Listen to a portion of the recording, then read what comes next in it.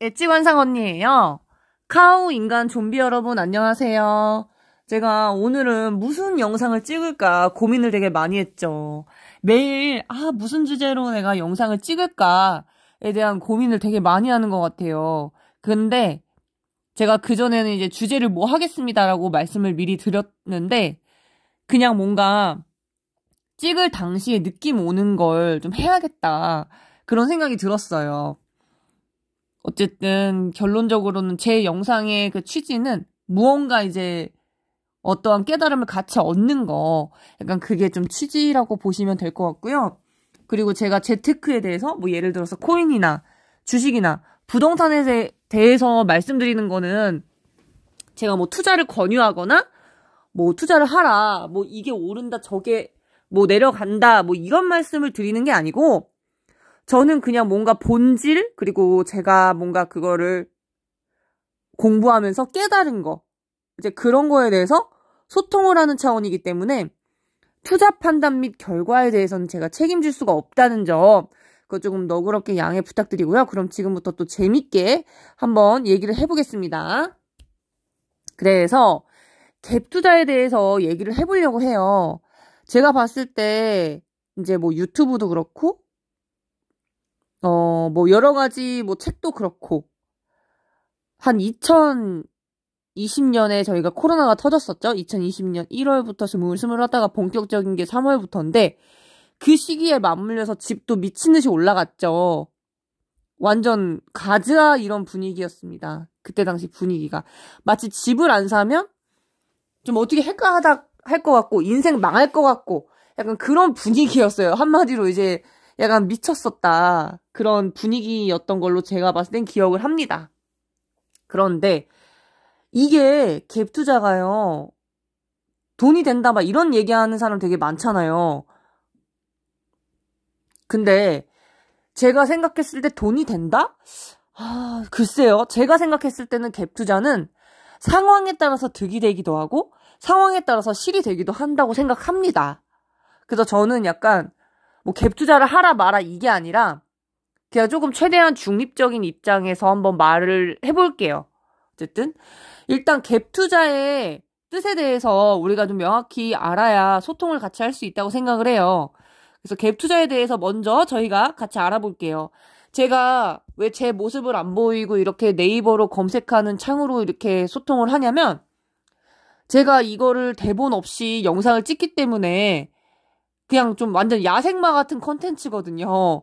근데 대본이 없다 보니까 제가 조금 약간 기억을 조금 약간 헷갈릴 수도 있고 그러니까 버벅일 수도 있을까봐 조금 명확하게. 왜냐면 이게 어떻게 보면 이 재테크가 또 좀 어떻게 보면 전문적인 지식이 필요한 거잖아요. 뭐 내가 뭐 투자 권유자는 아니지만 그래서 그런 겁니다. 자, 그러면 갭 투자 나무 위키 요거 한번 같이 봐볼게요. 갭 투자가 무엇일까? 갭 투자란 나무 위키에 의하면 2천만 원에서 5천만 원, 그러니까 적은 차액으로 아파트를 구입을 한다는 겁니다. 지금 여기 친절하게 지금 예시가 들어가 있죠? 지금 매매가는 일단 있는데 전세가가 이렇게 나와 있죠? 초록색이 전세가, 노란색이 총 매매가인데 매매가와 전세가의 그 차이에 그걸 갭이라고 하는데 그 차익만 가지고 투자를 한다. 그래서 갭 투자라고 하는 거예요. 보통은 우리가 집을 살 때 전체 다 돈을 들여서 사잖아요. 예를 들어서 집이 2억이야. 그럼 내가 집을 사려면 대출을 받든 아니면 모으든 2억이 있어야지만 집을 살 수 있잖아요. 그런데 예를 들어서 갭 투자는 제가 예시를 들어보면 1억짜리 집이 있어요. 매매가가 1억이야. 근데 거기에 세입자가 살고 있는 거죠. 세입자가 9천만 원에 살고 있어요. 근데 내가 이 집을 세입자가 있는데 살 수 있다 없다? 살 수 있다. 그러나 일단은 잠깐만 나중에 자세하게 얘기하고 일단은 지금 거 설명을 해볼게요. 그래서 매매가는 1억이고 9천만 원에 세입자가 있잖아요. 그러니까 내가 1억을 내고 집을 사는 게 아니라 1천만 원? 그러니까 1억 빼기 9천 세입자 돈 빼기 해가지고 1천만 원에 집을 매수를 하는 겁니다. 등기까지 하는 게 내 집인데 그게 가능하다는 거죠. 근데 요즘에, 그리고 집이 한참 올랐을 때는 뭐 갭 투자 안 하면 바보 뭐 이런 얘기도 있었고, 좀 갭 투자가 돈이 된다, 뭐 주식 코인처럼 뭐 돈이 엄청 된다, 이런 쪽으로만 말씀하시는 그런 게 되게 많죠. 근데 제가 봤을 때는 글쎄요. 일단은 조금 더 보고서 제가 추가적으로 말씀드릴게요. 여기 앞서 말씀드린 대로 시세 차익을 목적으로 주택 매매가와 전세가의 차액, 갭이 적은 집을 고른 후에 주택 매입을 전후로 바로 전세 세입자를 구하는 것을 말한다. 그러니까 이게 제가 또 설명을 드리자면, 앞서 말한 대로 이미 세입자가 들어가 있는 집을 매수할 수도 있고, 지금 여기 나와 있는 것처럼 그냥 주택을 1억짜리 주택을 1억에 매수를 해요. 그리고 나서 세입자를 맞추는 거예요. 뭐 8천이 됐든 9천이 됐든. 그러면 결론은 내가 그 나머지 돈을 들였다, 이게 되는 거죠. 그러니까 이 갭 투자의 장점은 어떻게 보면 그거라고 할 수 있어요. 제일 중요한 핵심이, 갭 투자 같은 경우는 적은 돈으로 투자가 가능하다. 그러니까 목돈 크게 깨지지 않는다. 그게 조금 핵심이라고 볼 수 있어요. 예를 들어서 1억짜리 집인데 그걸 이제 내가 1억을 다 주고 사잖아요. 예를 들어 그게 대출이 됐든 내 현금이 됐든. 그러면 나는 수중에 가진 돈이 1억이니까 1억으로 집 샀으니까 여윳돈이란 게 전혀 없잖아요. 그런데 갭 투자는 내가 1억짜리 집을 1,000만 원에 샀어요. 그럼 9천만 원이 나한테 있거나, 혹은 세입자가 낀 집을 샀다면 어쨌든 투자 금액이 1,000만 원밖에 안 되니까 나머지의 그 여윳돈이 있는 거죠. 그런데 이게 중요한 게 뭐냐면, 집이 이렇게 오를 것 같다 할 때는, 제가 생각했을 때는 갭 투자가 득이 돼요. 그러니까 집이 오를 거라는 그 본인의 생각에 의해서, 그러니까 타인이 집이 오를 거야 이런 생각 말고 본인이 판단했을 때 집이 오를 것 같다, 그런 판단이 섰으면 어떻게 보면 갭 투자가 득이 될 수도 있어요. 왜냐하면 제가 이걸 좀 설명을 드릴게요. 일단은 저 아는 지인의 사례예요. 이거는 저 아는 지인의 사례인데, 저 아는 지인이 3천만 원 가지고 아파트를 샀어요. 과거에 1억 얼마였지? 1억 3천만 원대 아파트라고 칩시다. 예를 들어서 1억 3천만 원 정도 되는 아파트였는데, 그거를 세입자 1억 들어와 있는 분을 이제 승계해서, 전세자를 이제 자기가 이제 승계한다고 해서 그렇게 해서 나머지 3천만 원만 들여서 집을 사놨어요. 그런데 그분 같은 경우는 돈이 3천만 원밖에 없으니까 집은 사고 싶고, 그런데 이제 그렇게 갭 투자로 사신 거죠. 근데 그분이 어디서 사시냐면, 이제 결혼하신 분이었는데 시어머니 댁에서 거주를 하신 거예요. 그러니까 이제 집을 이제 분가하시지 않으신 거죠. 그분 같은 경우, 케이스 같은 경우는 그렇습니다. 그래서 어쨌든 등기는 내 집으로 되어 있죠. 근데 그분이 시어머니 집에서 살다가 돈을 모은 거죠. 돈도 모으고 약간의 대출도 받아서 돈을 모아서, 그리고 이제 시어머니랑 이제 빠이빠이 하고 세입자 내보내고 1억 3천의 집이었는데 3천만 원에 샀다 했잖아요. 그러면 세입자를 내보내려면 1억의 돈이 있어야 될 거 아니에요. 1억의 돈을 모은 다음에 세입자를 내보냈습니다. 그리고 그 집이 오르고 올라서 한 2020년인가 2021년에 고점이었을 때는 그 집이 10억 가까이 갔었어요. 그 정도 된 것 같아요. 제가 생각했을 때. 그 옛날에 한참 전에, 진짜 10년도 더 넘게 전에는 그렇게 싸게 샀지만 가장 고점이었을 때는 이제 10억 가까이 됐다는 거. 그러니까 이게 되게 신기하죠. 엄청나게. 응? 그러니까 집이 계속 고정적이지가 않은 거예요. 그러니까 이분한테 제가 왜 갭 투자를 했냐고 물어보니까, 이분이 갭 투자를 했던 이유는 그거예요. 집이 나중에 오르거나 못 살 수 있으니까 일단 내가 사놓고 돈을 모아서 세입자를 내보내서 실거주를 하려는 전략이었다, 이렇게 말씀을 하시더라고요. 그러니까 제가 봤을 때 돈 없는 사람이 가장 진짜 현실적으로 집 사는 방법은 그러니까 주거 사다리는 저는 갭 투자라고 생각을 해요. 그러니까 워낙 이게 지금 갭 투자가 인식이 너무 안 좋아요. 요즘에는 무슨 막 어디 무슨 사기꾼 같아. 갭 투자하는 사람이. 근데 그건 아니고 자기가 뭐든지 하기 나름이잖아요. 그러니까 자기가 감당 가능한 선에서는 갭 투자가 괜찮은 거죠. 그런데 저는 갭 투자에서 안 좋은 사례는 그거라고 생각해요. 지금 방금 전 같은 경우는 자기가 1억이 만약에 모으지 못한다 하더라도 1억의 대출을 받을 수 있는 그런 사람이었어요. 그분 같은 경우는. 그러니까 그렇게 갭 투자를 했던 건데 일반인들은 진짜 잘 선택하셔야 되는 게 뭐냐면 예를 들어 강남 같은 데는 비싸잖아요. 강남 같은 데는 집이 그냥 몇십억이잖아요. 그런 데는. 근데 이제 옛날에 아무리 쌌다 하더라도 뭐 예를 들어서 15억이라고 칩시다. 옛날에 한참 오르기 전에. 근데 15억이라는 금액도 비싸잖아요. 아무리 강남이라고 하더라도. 근데 예를 들어서 매매가는 15억인데 전세자는 10억에 들어있고 5억만 있으면 집을 살 수가 있는 거예요. 강남 집을. 근데 제가 이건 뉴스 기사에서 본 거예요. 지인 썰이 아니고. 근데 이제 내가 수중에 5억이 있으니까 그거를 이제 매수를 한 거죠. 왜냐면 더 집이 오를 거라고 생각을 하고 베팅한 거죠.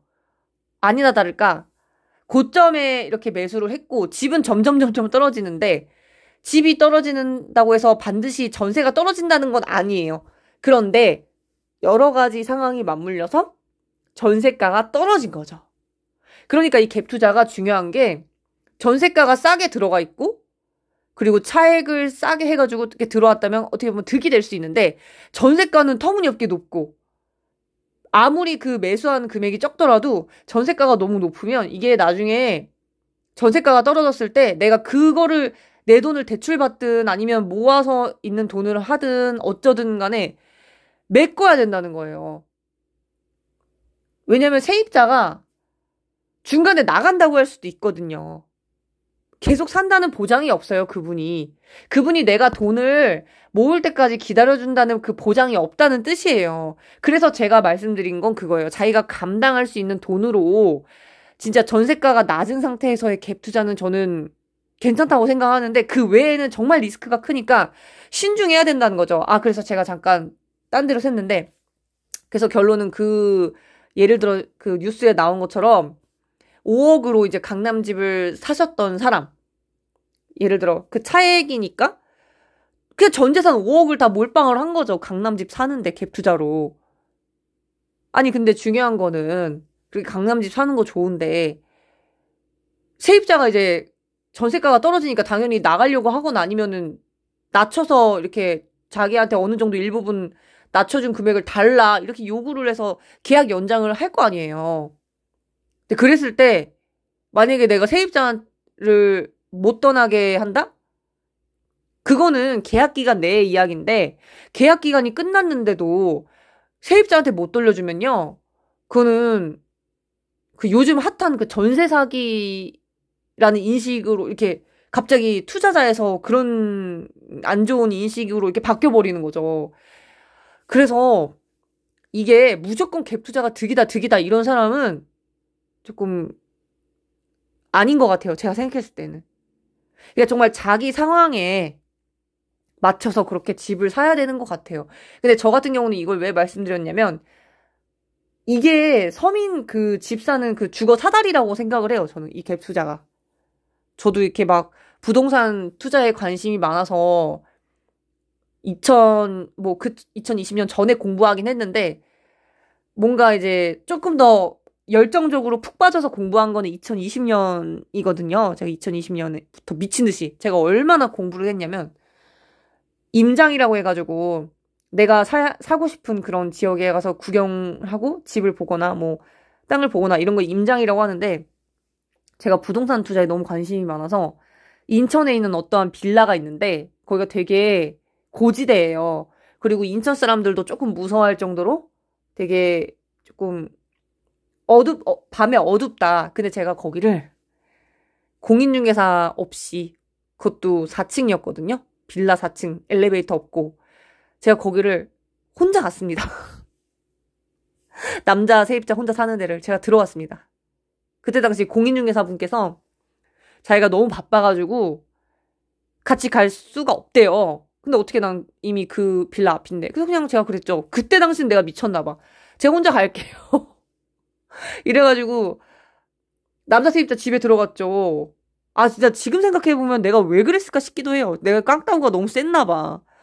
지금은 못할 것 같아요. 이렇게 혼자 남자 그 세입자 집에 들어가서 구경을 하는 걸 못할 것 같은데, 그때 당시는 진짜 무슨 깡따구인지 아주 내 공부 열이 진짜 그게 대단했죠. 아무튼. 아, 근데 지금 생각하면 아찔해. 아무튼 운이 좋게 뭐 아무 일 없이 곱게 집만 보고 나왔는데, 여러분들은 그러지 마세요. 특히 여자분 같은 경우는 그러시지 마세요, 저처럼. 혼자 가지 마세요. 어떤 위험한 일이 있을지 모릅니다. 저는 워낙에 좀 깡따구가 세고 좀 별나가지고 좀 그랬던 것 같은데, 지금 생각하면 진짜 좀 후회해요. 아무튼 그렇게 볼 정도로 관심이 많았어요. 그래서 제가 관심이 많아서 좀 통찰도 해보고, 그래서 이제 그 부분에 대해서 지금 이 컨텐츠로 말씀을 드린 거기 때문에 이거를 갭 투자 해야 돼! 하지마! 이게 아니라는 거예요. 제가 어떤 걸 깨달았어요. 그 집 사는 시기에 대해서 깨달았어요. 그냥 어떤 사람이 갑자기 집을 언제 사는 게 좋을까요? 라고 그렇게 어떤 글을 올린 걸 봤어요. 그런 재테크 커뮤니티에. 그래서 제가 그걸 봤죠. 보고서 나도 생각을 했어요. 집은 도대체 언제 사는 게 좋을까? 그리고 사실 우리가 고점인지 저점인지를 그걸 어떻게 알아요, 우리가. 알면 좋은데, 이게 인생이 왜 어렵냐면, 우리가 예측할 수 있는 게 있지만, 예측하기 이전에 변수들이 너무 많은 게 문제잖아요, 그게.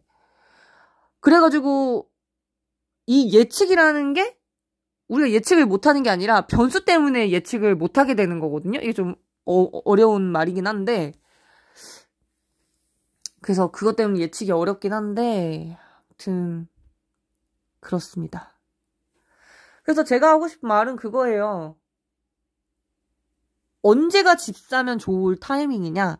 그거는 제가 생각했을 때는 그냥 시기에 없어요. 상관없어요. 뭐 IMF가 오든 뭐 제2의 IMF가 오든 뭐 코로나가 터지든 뭐 경기가 안 좋든 그런 거는 상황적인 문제인데 중요한 거는 내 통장 잔고라고 생각해요. 그러니까 답은 그거야. 답은 그거였어. 내 통장 잔고가 되면은요.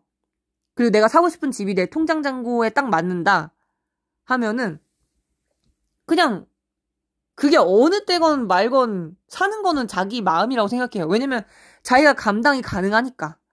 그런데 중요한 건 못 감당할 수가 있는 그것까지도 계산을 해서 갭 투자를 하셔야 된다는 거예요. 무조건 이 전세가가 높아서 좋은 점이 있죠. 전세가가 높아서 좋은 점은 딱 그거예요. 전세가가 예를 들어서 한 7천만 원이어야 되는데 예를 들어 9천만 원이다. 그런데 매매가는 9,100.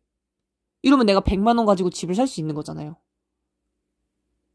근데 이거 중요한 게 전세가랑 매매가가 높아진다고 본인이 그렇게 계산을 해서 본인이 돈이 없는데도 불구하고 이렇게 지를 수가 있는데 투자를 과감하게 할 수도 있는데 그런 식으로 과감했을 때는 항상 최악의 경우까지도 계산해야 돼요. 진짜. 이게 주식이랑 코인은 내가 이게 마음에 안 들잖아요? 아니면 너무 손실을 봐. 그러면 뭐 빵원이 되든 뭐 어쩌든 저쩌든 그냥 거기서 깔끔하게 손절하면 되거든요. 돈을 잃든지 말든지. 그냥 영원 뭐 선물이나 이런 걸 주식 선물이나 이런 걸 하지 않는 이상에서는 그냥 잃으면 최대가 빵원이잖아요. 뭐 20% 하락을 볼 수도 있고 뭐 반토막 날 수도 있고 그렇긴 하지만 그런데 부동산은요. 이건 너무 스케일이 커요. 이거는 진짜 싼 집이던 비싼 집이던 간에 문서라는 게 좀 되게 무섭다는 생각을 좀 했어요. 이게 후속 세입자가 없으면 진짜 굉장히 곤란하고요. 갭 투자했을 때 집이 만약에 내가 오를 줄 알고 막 무리하게 했는데 집이 떨어져. 이러면 이것도 문제예요. 근데 중요한 건 떨어졌는데 손절이 안 되잖아. 누가 사줘야지. 그쵸? 그렇다고 해서 이렇게 얘기하면 또 집 사는 게 약간 좀 안 좋게 느껴질 수 있는데 중요한 거는요. 이게 월세나 전세가 오른다는 그 계산을 했을 때는 예를 들어 너무 많이 감당 안 될 정도로 오르잖아요. 그러면 그럴 때는 또 집 사는 게 득이 될 수도 있어요. 그러니까 이게 되게 무서운 게 뭐냐면요. 득과 실을 진짜 많이 따져야 돼요. 이게. 그러니까 자기 지금 위치에서 자기 통장 잔고 상태에서 내가 집 사는 게 더 득이 될까 아니면 전세나 월세를 사는 게 득이 될까 이걸 계산을 해보셔야 돼요. 다 장단점이 있다고 생각해요. 저는.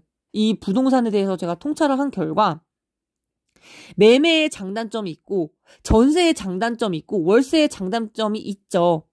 일단 간략하게 말해보면 월세 같은 경우는 장단점이 뭐냐면 장점 같은 경우는 내가 전세 사기를 당할 필요가 없고 그리고 집이 망가졌을 때 집주인이 고쳐준다. 그러니까 이제 내가 관리비나 어떤 뭐 자기 과실에 의해서 수리하는 게 아닌 이상에서는 딱히 그 집에 대한 유지비가 없잖아요. 뭐 재산세 이런 것도 안 내도 되고 세금도 안 내도 되고 그게 득이에요. 하지만 실은 뭐냐면 집이 오르거나 전세가 부족하거나 뭐 예상치 못하게 정말 어떤 빅 이벤트로 집값이 오르는 순간에서는 월세도 미친 듯이 올라버릴 수 있다는 거.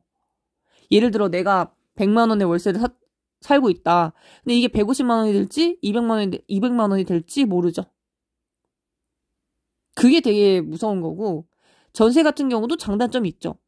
장점. 일단 월세가 아니니까 뭐 이자 지불한다고 하더라도 월세보다는 현저히 싸죠. 그러니까 고정 비용이 줄어든다. 고정 비용이 적게 나간다. 이거가 굉장히 메리트예요. 그래서 제 아는 친구는 제 친한 친구인데 걔는 계속 월세만 살았었어요. 서울에서. 근데 월세가 아무리 30만 원, 40만 원 싸더라도 이게 막 교통비 뭐 이것저것 뭐 공과금 뭐 전기, 가스, 수도 이런 거 다 합치면 돈을 모으기가 힘든 거예요. 근데 이 친구가 전세를 살고서 조금 돈을 모으기가 쉬워졌다 이렇게 말하더라고요. 저한테. 그 점이 있는데 단점은요. 애매하죠.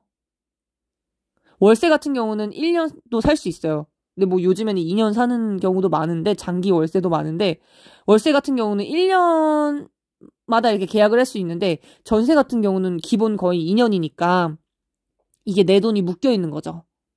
그리고 전세 사기 같은 경우도 그런 리스크가 요즘에 터졌죠. 옛날에는 사람들이 생각 없이 그냥 전세가 더 득이 되니까 그쪽으로 갔던 건데 이제는 실도 보이니까 월세냐 매매냐 요 사이에서 되게 고민을 많이 하시는 것 같아요. 그리고 매매의 장점. 전세의 단점. 뭐 좋죠. 장점이 많죠. 근데 중요한 거는 단점은 제가 말했듯이 돈이 묶여 있는 거. 이게 큰 단점이고요. 매매의 장점. 일단 나의 자산이잖아요. 내 거를 가지고 있다? 남의 걸 빌려 쓰는 거랑은 다르죠. 남의 걸 빌려 쓰는 거랑 내 거 가지고 있는 거랑은요. 심리적 안정감부터 달라요. 그게 굉장히 크고 나중에 만약에 집값이 오른다 했을 때는 오른다는 그 가정하에는 득이 되는 거고 단점은 재산세, 세금. 사회적으로 세금이라는 걸 지불하면서 그걸 유지하는 거죠. 그러니까 이제 그 돈이 나간다. 세금이 나간다. 그리고 예를 들어 갭 투자를 했을 때 그 전세 사는 사람이든 월세 사는 사람이든 아무튼 세입자가 있다고 칩시다. 세입자가 뭐 망가졌어 하면 고쳐줘야 돼. 그리고 예상치 못하게 뭐가 망가져. 그럼 그거 다 내가 수리해야 되지. 본인이 할 줄 모르면 사람 써야 되지. 요즘 인건비 비싸요. 그러니까 사람들이 인건비가 너무 많이 오르니까 수리하는 데 있어서 고쳐주기가 부담스러우니까 반전세 추세로 가는 거예요. 기본 그 전세금에 플러스 얼마 받는 거죠. 서울 같은 경우는 그런 데 많아요. 근데 그게 집주인이 나한테 득이 되려고 하는 게 아니라 어쩔 수 없이 그냥 현상 유지라도 하려고 그렇게 반전세 받는 거예요.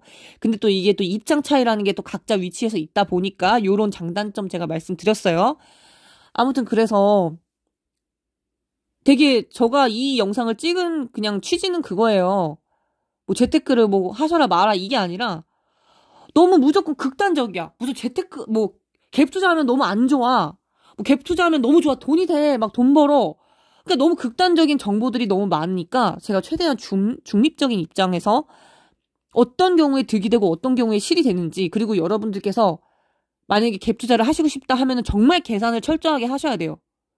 그러니까 제가 말씀드렸잖아요. 항상 어떤 한 가지가 있으면 내가 뭘 하겠다고 하는 게 뭐가 됐든지 간에 잘 됐을 때, 안 됐을 때, 망했을 때, 최악의 경우, 세입자가 나갔을 때, 그런 것까지 계산을 해야 돼요. 계산을 해도 망할까 말까 한데, 계산을 안 한다는 거는, 이거는 그냥 완전, 뭐라 해야 되지, 이거를? 난 죽으러 간다. 이거랑 다를 게 없다고 생각해요, 저는. 그래서 항상 최악도 생각을 하셔야 최악을 면할 수가 있다고 저는 그렇게 생각합니다, 오히려. 그래서 여기서 조금 더 읽어드리고 마무리할게요. 전세가율이 높을수록 투자에 들어가는 자본이 적어진다. 예를 들면 집 구매자가 3억 원으로 아파트를 구하려 할 때 그 아파트의 평균 전세가가 80%, 2억 4천만 원이면 집 구매자는 그 아파트에 들어갈 살 전세자를 구해 그 돈으로 대금을 치르고 나머지 6천만 원만 자기 사비로 내면 되는 방식이다. 결과적으로 실제 투자 금액에 비해 적은 자본만 있으면 되는 것이다. 해외에서는 전세라는 제도가 있는 대한민국에 대해 이상하게 바라보나 실상은 사금융을 일으켜 더 적은 투자금으로 주택을 구입할 수 있기에 존재하는 면이 크다. 더욱이 과거에는 금융지식 부족으로 레버리지를 일으켜 투자하는 것이라는 개념 자체가 없었음에도 불구하고 70년, 80년대 대한민국 강남 복부인들은 부족한 투자액을 보충하기 위해 경험적으로 이렇게 투자해 왔다. 여러분들은 근데 진짜 되게 어쨌든 통장 잔고가 되시면 되게 다들 그냥 뭐 좋은 집 살면 좋죠. 근데 이런 투자하실 때 다들 정말 신중하게 하셨으면 좋겠고요. 저도 이런 쪽에 관심이 많다 보니까 진짜 미친 듯이 공부했던 것 같아요. 진짜 미친 듯이 공부해도 내가 이게 진짜 잘 될까 말까 하거든요. 또 타이밍이라는 것도 있고 인생이라는 게 그런 것 같아요. 되게 어렵다는 걸 많이 느낍니다. 쉽게 볼 그게 아니고 이거는 엄청나게 책임감이 있어야 되는 거라고 생각해요. 완전 이거 사람과 사람 간의 그거예요. 제가 되게 재밌는 거 알려드릴까요? 이게 집값이 막 미친 듯이 오르고 전세가가 미친 듯이 오르면요. 전세입자들은 안 나가려고 해요. 어떻게든 더 살려고 아주 난리를 치죠. 막 집주인이 나가라 그러면 왜 갈 데 없는데 왜 그러세요? 막 이런 식으로 하면서 되게 을처럼 이렇게 막 마치 집주인이 갑인 것처럼 갑질하는 것처럼 그렇게 그런 뉘앙스예요. 근데 만약에 집값이 떨어지거나 뭐 전세가 팍 떨어지잖아요? 그러면은 전세입자들은 물론 더 사시는 분도 계시죠. 왜냐면 이게 이사비도 요즘 만만치가 않아요. 이사비만 해도 엄청나요, 아주. 그리고 또 짐 옮기고 또 가구 버리고 사고 입에 돈이 더 들 수가 있어요. 그래서 이사라는 건 그리고 또 중요한 게 내가 지금 현재 살고 있는 데서 좋은 일이 있다. 그래서 딴 데로 이사 갔어요? 근데 완전 폭삭 망할 수도 있어요. 이것 역시도 되게 중요합니다, 진짜. 이사 잘못 가가지고 인생 나락간 사람들도 있어요. 이 집도 자기하고 기운이 맞아야 되거든요. 그래서 이거 진짜 조심해야 되고요. 아무튼 제가 여기까지 또 많은 얘기를 했는데 그래서 뭐 집주인 같은 경우는 이제 집이 만약에 집주인의 그 집이 떨어지거나 전세가 떨어지잖아요. 그러면은 세입자들은요. 언제 그랬냐는 둥 나갑니다. 아니신 분도 있어요. 제가 말씀드렸다시피. 근데 나가려고 하죠. 그러니까 이게 다 입장 차이가 있는 거예요. 그러니까 누구 하나가 불쌍하고 뭐 아닌 거 이런 것도 없고 다 자기네들 입맛대로 하려고 하는 거기 때문에 저는 어느 면에서 그 사람은 이기적이라고 생각을 해요. 그렇습니다. 아무튼 이거는 피해자 가해자 그런 개념이 아니고 언제든 누구든 자기가 월세 살 수도 있고 전세 살 수도 있고 매매 살 수도 있고 그렇거든요. 위치라는 건 제가 바뀐다고 했잖아요. 어떤 분 같은 경우는 사업을 하시다가 자가로 이렇게 멋있는 집 이렇게 가지고 계셨는데 사업이 안 돼가지고 월세로 사시는 분도 계시고 그렇거든요. 그러니까 이거는요. 이기적으로 굴어서 될 게 아니에요. 제가 봤을 때 이 부동산에 관련된 이 집에 대한 것과 그 사람 간의 그 관계는요. 내가 집주인이 될 수도 있고 전세자가 될 수도 있고 월세자가 될 수 있다는 거 그걸 항상 기억을 해야 투자 마인드 하는데 되게 도움이 많이 될 거라고 생각합니다. 사람 간의 그 관계를 잘 어떻게 하냐에 따라서 또 어떻게 보면 그 사람이 내 지금 원하는 그 방향대로 좀 도와줄 수가 있고, 그렇기 때문에 만약에 예를 들어서 집주인이시라면 만약에 세입자분이 집 고의가 아니고 만약에 조금 망가진 게 있다 하면은 좀 고쳐주세요. 그냥 돈 들여가지고. 그렇게 해주시고, 잘 고쳐주면은 세입자분들은 또 안 나가세요. 또 그런 게 있기 때문에 잘 고쳐주시고, 잘 세심하게 신경 써주시고, 뭐 안부도 가끔씩 뭐 너무 오버하지 말고 그냥 설날에 한 번씩 이렇게 안부 물어보기도 하고, 아니면 또 너무 괜찮은 세입자분이시라면 설날에 선물도 줘도 되겠죠. 고마워할 줄 아는 인간성이라면. 고마워하지도 않는데 그렇게 선물 줄 필요는 없고, 그러니까 이것도 사람에 따라서 다르죠, 또. 그래서 아무튼 관계가 중요한 것 같아요. 또 전세입자분들이나 월세입자분들은 자기가 나중에, 지금은 월세 전세 살지만 나중에는 자기가 또 집주인이 될 수도 있는 부분이거든요. 사람의 위치는 제가 모른다고 했죠. 그렇기 때문에 이 집을 나는 빌려 쓰는 거니까 더럽게 써야지 이렇게 하지 마시고, 내가 임대인의 입장이라면 어떨까 한번 그거 생각해 보시면서 깨끗하게 써주면 너무 좋을 것 같아요. 그리고 또 이게 집을 너무 망가뜨리면 퇴거하실 때 또 내 보증금에서 차감되거나 아니면 내가 돈을 줘야 되는 불이익이 있을 수 있기 때문에 그냥 미리미리 깨끗하게 쓰시고, 고장난 거 있으면, 망가진 거 있으면 미리미리 자기 돈으로 고쳐놓으면 나중에 나갈 때 편하니까요. 네, 그렇습니다. 그리고 이제 요즘 분쟁이 많으니까 전세 들어오시는 분이나 집주인 분이나 미리 집 사진을 처음에 입주하셨을 때 그냥 다 찍어 놓고, 나중에 그거에 대해서 망가진 게 있으면 보상을 요구하면은 세입자분께서도 내가 망가뜨린 게 맞네 하면서 흔쾌히 오케이 하시고, 집주인분께서도 이게 세입자 문제야 아니면 내 문제야 이렇게 긴가민가 하실 수 있으니까 그렇게 하는 것도 방법이라고 생각합니다. 그러면 어쨌든 우리 모두가 같은 꿈을 가지고 있는 사람들이기 때문에 잘 사셨으면 좋겠고요. 마무리 멘트 갈게요. 나도 잘 되고 너도 잘 되고 우리 모두 다 잘 된다. 그래서 결론은 잘 된다.